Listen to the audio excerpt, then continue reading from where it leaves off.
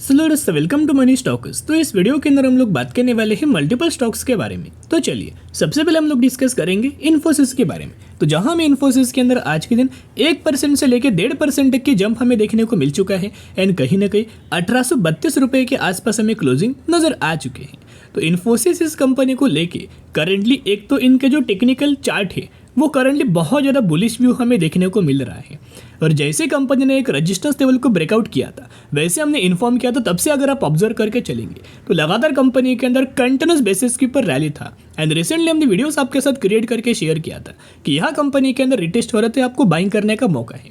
अगर आपने बाइंग किया है तो और शानदार तरीके से लंबे समय के अंदर कुछ दिनों में कुछ ही हफ्तों में एक शानदार तरीके से रिटर्न्स कंपनी एक डिसेंट तरीके से शेयर होल्डर्स को दे सकता है। क्योंकि एक तो आपको पता है कि कंपनी का रिजल्ट्स तो अच्छा आया है, राइट। जो कंपनी का रिजल्ट्स था Q1 का वो शानदार तरीके से कंपनी ने परफॉर्म किया है, जिसके द्वारा ब्रोकरेज फर्म के द्वारा भी कंपनी को लेके बहुत अच्छे खासे टारगेट और वो टारगेट के बारे में भी हम लोग डिस्कस करेंगे। तो यहाँ पिछले एक महीने का इन्फोसिस का परफॉर्मेंस देखोगे तो पिछले एक महीने में कंपनी के द्वारा 20% तक का तेजी हमें देखने को मिला है। 20% तक का रिटर्न शेयर होल्डर्स को पिछले एक महीने में कंपनी के द्वारा हमें दिया गया है। एंड बहुत सारे लोग बोल रहे थे कि इन्फोसिस के अंदर कोई तेजी हमें देखने को नहीं मिल रहा, कंपनी बुरा है, कंपनी डूब जाएगा। लेकिन अभी अगर आप देखोगे तो कंपनी ने एक महीने में 20% तक का रिटर्न शेयर होल्डर्स को बना के दिया और तेजी हमें कंपनी के अंदर आना बाकी है। और अभी भी अगर आप देखोगे बड़े बड़े प्लेयर्स की, बड़े बड़े जो फंड हाउसेस की बहुत अच्छी खासी बाइंग किया जा रहा है। क्योंकि अभी भी कंपनी का डिलीवरीज देखोगे आज के दिन 62% तक का डिलीवरीज हमें इन्फोसिस के अंदर देखने को मिला। इसका मतलब क्या है कि आपको क्या लगता है कि इसके अंदर के रिटेलर्स के द्वारा बाइंग किया जा रहा होगा? नहीं, रिटेलर्स बहुत कम बाइंग करते हैं। आप 10% समझ सकते हो, बाकी बचा हुआ जो ऑलमोस्ट हमें 52% के आसपास है वो बाइंग किया गया है म्यूचुअल फंड्स के द्वारा एंड फॉरेन इन्वेस्टर्स के द्वारा। अभी कंपनी ने रिजल्ट दोस्तों कैसा परफॉर्म किया था, मार्केट के जो एक्सपेक्टेशंस थे वो कंपनी के द्वारा बहुत अच्छा खासा फुलफिल किया गया। जैसे कि रिजल्ट्स आपके सामने हैं, जून क्वार्टर का रिजल्ट्स मैं आपके साथ शो कर रहा हूँ, यानी कि Q1 का अर्निंग पर शेयर के अंदर कंपनी के द्वारा यानी कि जो मार्केट एक्सपेक्ट कर रहा था 0.18, जहाँ कंपनी ने 0.18 रिपोर्ट किया और अच्छा खासा मार्केट को सरप्राइज किया। सेकेंड, रेवेन्यूज के अंदर मार्केट एक्सपेक्ट कर रहा था 38,930 करोड़ और कंपनी ने रिपोर्ट किया 39,320 करोड़, यानी कि कहीं ना कहीं 1% तक का सरप्राइज हमें कंपनी के द्वारा मार्केट को किया गया है। इसी वजह से ये जो तेजी आने वाला है ना, ये तेजी आने वाला है Q1 रिजल्ट्स के ही हिसाब से। क्योंकि जो इससे पहले तेजी आया हुआ था वो टेक्निकल चार्ट में बुलिश देखने को मिल रहा था, रेजिस्टेंस लेवल को कंपनी ने बहुत अच्छा खासा ब्रेकआउट दिया था, इस वजह से तेजी आ चुका था। लेकिन अभी जो इसके बाद तेजी आने वाला है वो रिजल्ट्स को लेके हमें तेजी देखने को मिल सकता है। ब्रोकरेज फर्म की अगर बात की जाए तो ब्रोकरेज फर्म का नाम आप देख सकते हो ब्रेनस्टैंड, इनके द्वारा बाइंग रिकमेंडेशन दिया गया है एंड टारगेट प्राइस दिया है इन्फोसिस के अंदर 2100 रुपये का। यानी कि इनका मानना है कि आने वाले समय में ये कंपनी 2100 रुपये तक का हमें टारगेट दे सकता है। उसके साथ साथ जेफरीज ब्रोकरेज फर्म के द्वारा भी हमें बाइंग रिकमेंडेशन दिया गया है इन्फोसिस कंपनी को लेके एंड टारगेट प्राइस अगर आप देखोगे तो 2040 रुपये तक का टारगेट हमें इन्फोसिस के अंदर हमें दिया गया है। उसके साथ साथ अगर आप और कुछ ब्रोकरेज फर्म का नाम देखना चाहोगे तो आप देख सकते हो नवामा इंस्टीट्यूशनल इक्विटीज, इनके द्वारा भी बाइंग रिकमेंडेशन दिया गया है एंड 2050 रुपीज़ के आसपास हमें टारगेट दिया है। यानी कि इन्फोसिस कंपनी के अंदर जो टारगेट है वो करंटली बहुत अच्छे खासे में दिए जा रहे हैं। तो लंबे समय के अंदर कंपनी शानदार तरीके से परफॉर्म कर सकता है, तेजी आ सकता है।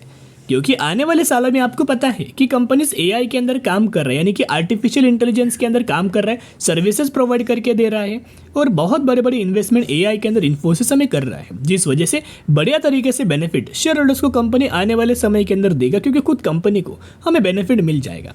देखना, अब हम आ चुके म्यूचुअल फंड्स के डेटा के ऊपर। तो यहाँ आप देख सकते हो कि हर एक महीने के अंदर म्यूचुअल फंड्स बहुत ज़्यादा एग्रेसिवली हमें बाइंग कर रहे हैं। जैसे कि जैन महीने का डेटा आप देख सकते हो कि जैन एंड फेब के अंदर म्यूचुअल फंड्स ने माल बेचा है।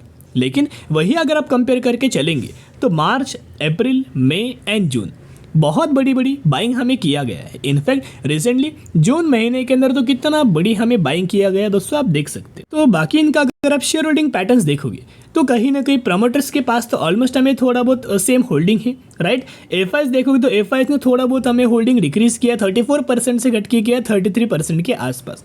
लेकिन जो माल, जो परसेंटेज, जो क्वांटिटीज एफआईज के द्वारा सेल किया गया है वही बाइंग किया गया है डीआईज के द्वारा, क्योंकि लगातार डीआईज बाइंग कर रहे हैं। जैसे कि आप यह देख सकते हो कि 35.51, 35.62, 37.28 लगातार DIs के द्वारा हमें बाइंग किया जा रहा है। तो यहाँ पब्लिक के द्वारा भी लगातार दोस्तों बेचा जा रहा है, आप देख सकते हो 15.52, 15.06 एंड 14.91 जो पब्लिक बेच रहा है, जो FIs बेच रहा है, वही DIs हमें बाइंग कर रहा है। तो ये कोई बुरी बात नहीं है, ये अच्छी बात है। देखिएगा अभी हम आ चुके इन्फोसिस के टेक्निकल चार्ट के अंदर।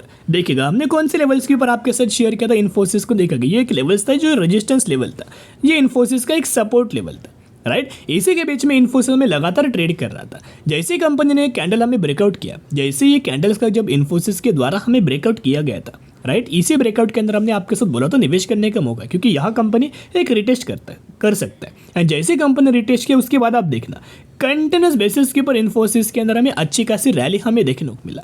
एंड एक और कंपनी का हमारा जो पहला टारगेट था वो 1730 रुपये का था, वो कंपनी ने यहाँ अचीव किया था, राइट। तो अगली बात अगर आप देखोगे तो ये रेजिस्टेंस लेवल था, प्रीवियसली यही रेजिस्टेंस लेके इन्फोसिस के अंदर बड़ी गिरावट हुआ था। 1700 रुपये कंपनी गिर के 1350 रुपये आया था, लेकिन वो एक रेजिस्टेंस लेवल हमें एक्ट कर सकता है, ऐसा हमने आपके साथ वीडियोस के अंदर शेयर किया था। तो यहाँ अगर आप ऑब्जर्व करके चलेंगे तो यहाँ कंपनी ने 1-2 दिन होल्ड किया, जैसे ही कंपनी ने लेवल्स को भी निकाला, ये कैंडल्स अगर आप देखोगे जैसे ही कंपनी ने लेवल्स को निकाला, हमने आपके साथ निवेश शेयर किया, यहाँ निवेश करने का मौका है। अभी कंपनी निकल चुका है, इंपॉर्टेंट लेवल्स को कंपनी ने ब्रेकआउट किया हुआ है, यहाँ से भी अच्छी खासी रैली आ सकती है। और अभी आप देख सकते हो शानदार तरीके से तेजी आ रही, बहुत ज़्यादा चांसेस है कि क्विक आपको एक कंपनी 2000 रुपीज़ तक का टारगेट हमें अचीव करके दे सकता है। तो बाय स्ट्रेटेजी अप्लाई जरूर करना। अभी हम बात करने वाले हैं अगली कंपनी के बारे में जिसका नाम है बजाज फाइनेंस। तो बजाज फाइनेंस का आज के दिन हमें Q1 का दोस्तों रिजल्ट आने वाला था और वो रिजल्ट आ चुका है। तो कैसे कंपनी ने परफॉर्म किया है चलिए डिस्कस करते हैं। बेसिकली आज के दिन बजाज फाइनेंस के द्वारा 2.5% तक का गिरावट नजर आया हुआ है एंड 6728 रुपये के आसपास हमें क्लोजिंग नजर आ चुकी। तो बजाज फाइनेंस की अगर बात की जाए तो रिसेंट बेसिस के ऊपर कंपनी का 5 सालों का चार्ट आपके सामने ओपन किया है। पिछले 5 सालों में अगर आप ऑब्जर्व करके चलेंगे बजाज फाइनेंस भी एक लेवल्स के अंदर दोस्तों ट्रेड कर रहा है, यानी कब से कंपनी ट्रेड कर रही है ये भी जानना इंपॉर्टेंट, यानी कि ताकि आपको समझ में आएगा जैसी कंपनी लेवल्स ब्रेक करेगा वैसी कंपनी के अंदर कितना ज़्यादा हमें तेजी आएगा। देखिएगा ये है 2022, यानी कि 2022 से ही कंपनी हमें कंसोलिडेट कर रहा था, यही लेवल्स के ऊपर लगातार कंपनी क्या ले रहा था, एक रेजिस्टेंस ले रहा था, राइट। एंड जब भी कंपनी नीचे आता यही लेवल्स के ऊपर एक सपोर्ट हमें बजाज फाइनेंस लेता है। एंड अभी भी कंपनी वही रेंज के अंदर ट्रेड कर रहा है। जैसी कंपनी रेंज का दोस्तों ब्रेकआउट करेगा ना, आप देखते रह जाएंगे इतना शानदार तरीके से बजाज फाइनेंस के अंदर हमें तेजी आए। तो चलिए सबसे पहले हम लोग क्या करते हैं ना, कंपनी के रिजल्ट्स के बारे में डिस्कस करते हैं। बाद में दोस्तों कुछ पैरामीटर्स हम लोग डिस्कस करेंगे। तो रिजल्ट्स आपके सामने है, जितने सारे पैरामीटर्स आपको दिखाई दे रहे हैं ये रुपीज इन करोड़ के अंदर है। तो अभी क्या करेंगे कि तीनों क्वार्टर का हम लोग कंपेरिजन करेंगे। ये सेम क्वार्टर का पिछले साल का रिजल्ट से, ये पिछले क्वार्टर का रिजल्ट से और ये इस क्वार्टर का रिसेंटली रिजल्ट से।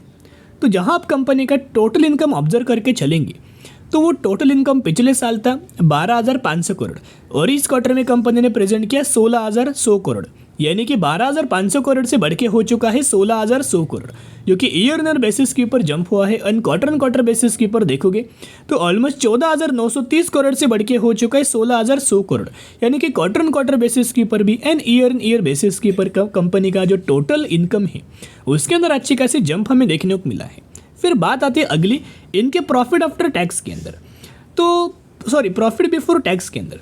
तो प्रॉफिट बिफोर टैक्स अगर आप देखोगे 4,550 करोड़ से बढ़ के हो चुका है 5,260 करोड़, यानी कि ईयर ऑन बेसिस के ऊपर ग्रोथ है।